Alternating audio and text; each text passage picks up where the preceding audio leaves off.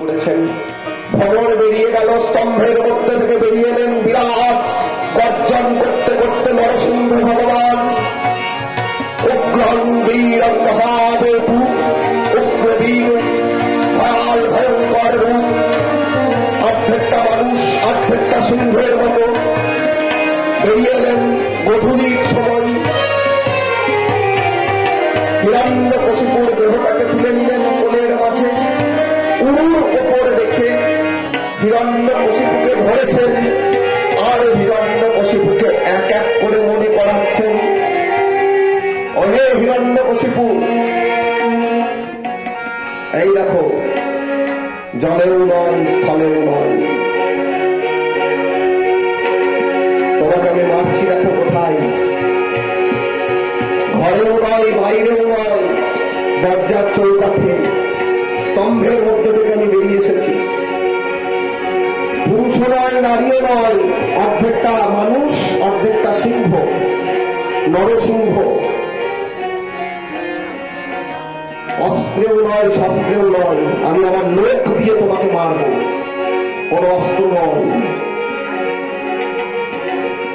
দিনেও নয় রাতেও নয়, গধূলির সময় এসেছি আমি, গধূলি কাল। মাসেও নয় বছরেও নয়, মল মাস, অধিক মাস, মল মাস আমাদের পরে সেই মল মাস, অধিক মাসে আমি প্রকটিত হয়েছি।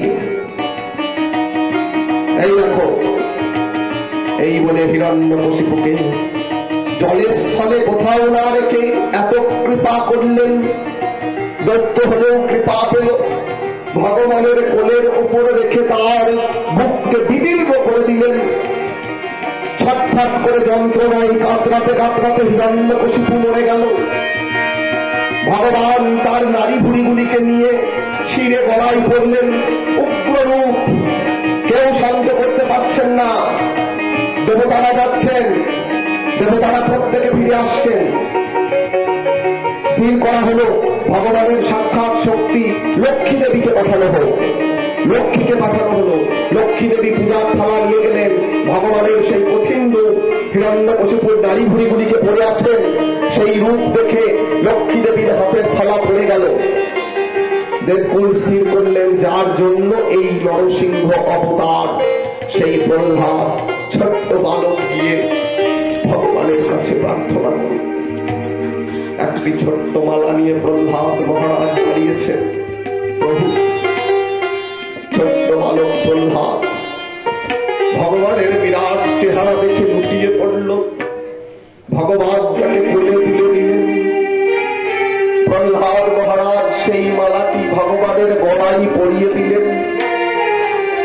ভগবানের গলায় পরিয়ে সিংহী যেরকম সিংহ শাবককে তার গা চেটে চেটে পরিষ্কার করে দেয়, আজকে প্রহ্লাদ মহারাজকে কোলে নিয়ে সেই রূপ ভাবে ভগবান নৃসিংহ প্রহ্লাদের গা চেটে চেটে পরিষ্কার করে দিচ্ছেন। এই হল ইতিলোভা, লোভ, ভক্তের প্রতি লোভ, ভক্ত বাৎসল্য। ভগবান যুগে যুগে এই ভক্ত বাৎসল্য প্রকট করেন। এইখান থেকে এই লোভ শুরু হলো যে ভক্তের প্রতি আমার বাৎসল্য। বলিয়ে নরসিংহ ভগবান কি, বলিয়ে প্রহ্লাদ মহারাজ কি। এই দেখুন স্বরূপ দামোদর ব্যাখ্যা করছেন, শ্রী রাধায়া প্রণয় মহিমা, বলে কৈছন রাধা প্রেমা। রাধার প্রেম কেমন আমার জানা হয় নাই দাপরে, কৈছন